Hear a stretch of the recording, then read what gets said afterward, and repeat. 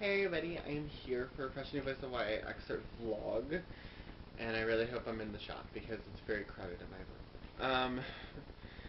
Today I'm going to be reading from Harmonic Feedback by Tara Kelly. As you can see, I got this from Around the World Tours, and I'm sending it out tomorrow, so that's why I'm doing this like 2 weeks in advance. But anyway, so I'm going to be reading from Chapter 3. Not a whole lot you really need to know. Main character Drea has already met her neighbor Naomi, and it's just the first day of school at a new school for Drea. The first day at a new school was always annoying, especially when people giggled at my sense of fashion.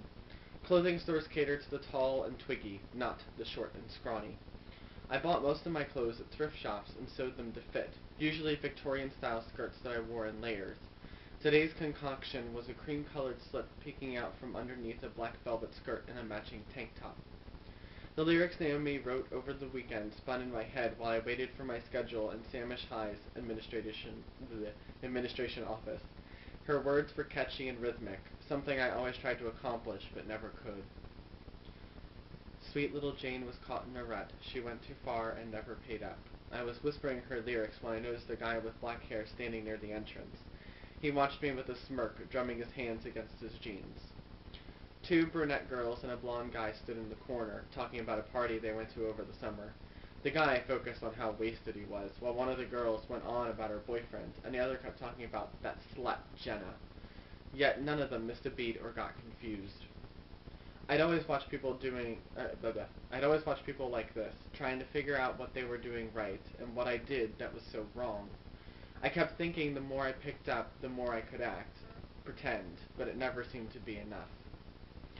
I looked at the dark-haired boy near the entrance again, and he grinned. Then he walked over and plopped in the chair next to me. "You new here, too?" I nodded, pretending to be fascinated with the receptionist and the slight eye roll she gave almost every caller. Years of observing also made it easier to read people, and this guy was what I called a common denominator. A boring haircut, not too long or too short, and safe clothes, crispy blue jeans and a white t-shirt with a brand name across the chest.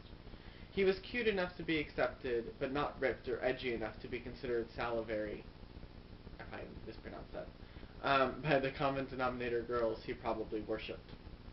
The last conversation I had with a common denominator guy ended up on the internet. His name was Kyle White, and he had this obnoxious, scratchy laugh. One day Kyle confessed his undying love for me behind the school library.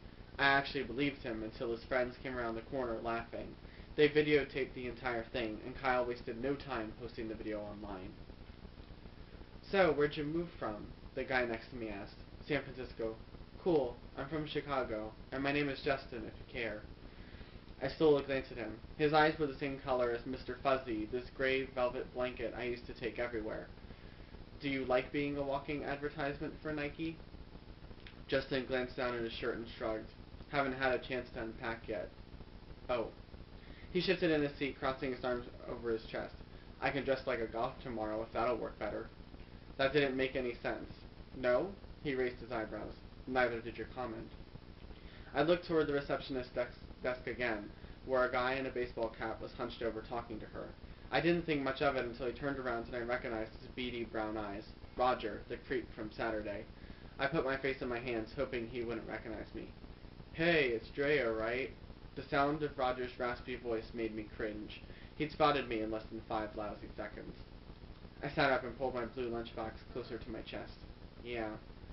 Roger sat in the chair on the other side of me, stretching his legs out. What is wrong with me? "Sorry about being a tool to you on Saturday." He leaned into me and lowered his voice. "That shit I smoked was really strong." "Oh," I said, hoping for the vice principal to call my name. "They sure took their sweet time here." Roger nodded at Justin, who had busied himself with writing something in a notebook. "You must be the boyfriend." Justin glanced up at him and raised his eyebrows at me. I rested my forehead against my lunchbox, wishing I could snap my fingers and disappear. "Roger Miller?" Saved by the balding guy with a round nose and glasses. Our vice principal, I assumed. Roger pursed his lips and leaned into my ear. "See you around." My chest relaxed as I watched Roger follow the vice principal into the office and shut the door behind him. I still couldn't bring myself to look at Justin, but I could sense his eyes on me, waiting. "Bad date?" he asked finally. My friend Naomi introduced me to him this weekend, and he was kind of a jerk. She told him I had a jealous boyfriend at school. There was the sound of breath escaping from his mouth, a barely audible chuckle. "A school you never set foot in until today. That's impressive." "Yeah, well, it wasn't my idea." "Do you actually have a boyfriend?" He looked down at his hands, like back in Frisco or whatever. "No, do you?" I asked immediately. That was when my laughter escaped, these uncontrollable giggles with snorts included. Would it really be that funny if I had a boyfriend? No. It wasn't even that gay people were new or bizarre to me. Some of my mom's friends were gay, but somehow I didn't think this guy was. At least he was nothing like her friends. "Well," he sighed before continuing, "my boyfriend dumped me for my girlfriend. How messed up is that?" "Why were you dating two people at the same time? It seems kind of greedy." The corner of his mouth curved up. Then I realized that he was probably joking. I hated it when people goofed around without smiling. It reminded me of the time most of my first grade class convinced me that our teacher was secretly Barney the purple dinosaur. I wanted to ask him what his favorite band was, or something quasi-normal, but the door swung open and Naomi breezed in. "Hey," she knelt in front of me. "Why are your cheeks so red?"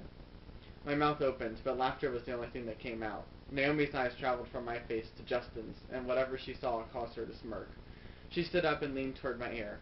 "Cute," she whispered, and sat in the chair Roger previously occupied. "What can I say? She finds me hysterical," Justin said, smiling at her. "I'm Justin, by the way, and I'm betting you're Naomi." He looked back at me. I pay attention. Yeah. Talking smack about me already, Drea?" "Well, Roger was here, and he thought Justin was my boyfriend because of what you said." A high-pitched squeal came from her throat. "Oh my god, I totally forgot about that. I'm so sorry." She leaned over, grinning at Justin. "Do you mind playing boyfriend until we come up with a better plan?" "Naomi!" I wanted to hit her. "Can you girls keep it down?" the receptionist asked, putting her hand over the mouthpiece. I nodded, and Naomi apologized to her. Justin bit his lip, but couldn't hold back a smile. "I wrote the lyrics to the second verse last night. Our song is going to rock so much," Naomi said just before the class bell rang. "Meet me by the quad fountain after this class, Kay?" She got up, tossing a thin backpack over her shoulder.